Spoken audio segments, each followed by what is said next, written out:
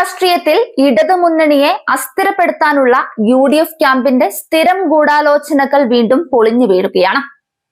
സ്വന്തം പാർട്ടിക്കുള്ളിലെ പൊട്ടിത്തെറികളും നേതൃത്വ പ്രതിസന്ധിയും മറയ്ക്കാൻ ഇടതുപക്ഷ സഖ്യകക്ഷികളെ ലക്ഷ്യമിട്ട് വ്യാജ പ്രചാരണങ്ങളും ശബ്ദരേഖാ രാഷ്ട്രീയവും പുറത്തുവിടുന്ന പതിവ് നാടകമാണ് കോൺഗ്രസ് വീണ്ടും അരങ്ങിലെത്തിച്ചിരിക്കുന്നത്. തദ്ദേശ തെരഞ്ഞെടുപ്പിന് പിന്നാലെ കേരള കോൺഗ്രസും മുന്നണി മാറുമെന്ന തരത്തിൽ UDF കേന്ദ്രങ്ങളിൽ നിന്നുയർന്ന കുപ്രചാരണങ്ങൾ CPM നേതാവിന്റെ പേരിൽ പ്രചരിച്ച ശബ്ദരേഖയോടെ രാഷ്ട്രീയ ആയുധമാക്കാനുള്ള ശ്രമമാണ് ഇപ്പോൾ വ്യക്തമായിരിക്കുന്നത്.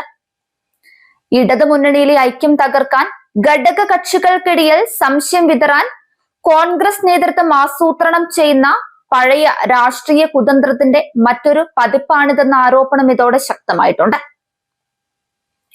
ഇത്തരമൊരു പശ്ചാത്തലത്തിലാണ് CPM ഇടുക്കി ജില്ലാ സെക്രട്ടറി CV വർഗീസിന്റെ പേരിൽ പുറത്തുവന്ന ശബ്ദരേഖയ്ക്ക് മറുപടിയുമായി Kerala Congress M chairman Jose K Mani രംഗത്തെത്തിയിരിക്കുന്നത്.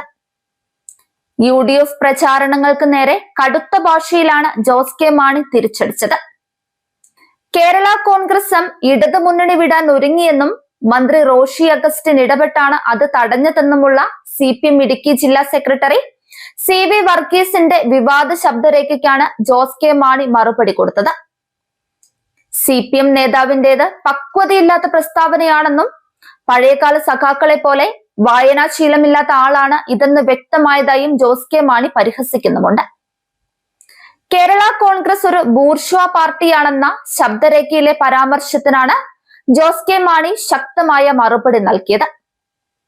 സംസാരിച്ചത് വർഗീസ് ആണെങ്കിൽ അദ്ദേഹത്തിന് വായനാശീലം കുറവാണെന്ന് പറയേണ്ടി വരും. KM മാണിയുടെ അധ്വാന വർഗ സിദ്ധാന്തം ഒരു പ്രാവശ്യമെങ്കിലും വായിച്ചിരുന്നെങ്കിൽ അധ്വാന വർഗം ബൂർഷിയല്ലെന്ന് അദ്ദേഹം തിരിച്ചറിയുമായിരുന്നു. ഇത് ജോസ് കെ മാണി പറയുന്നതാണ്.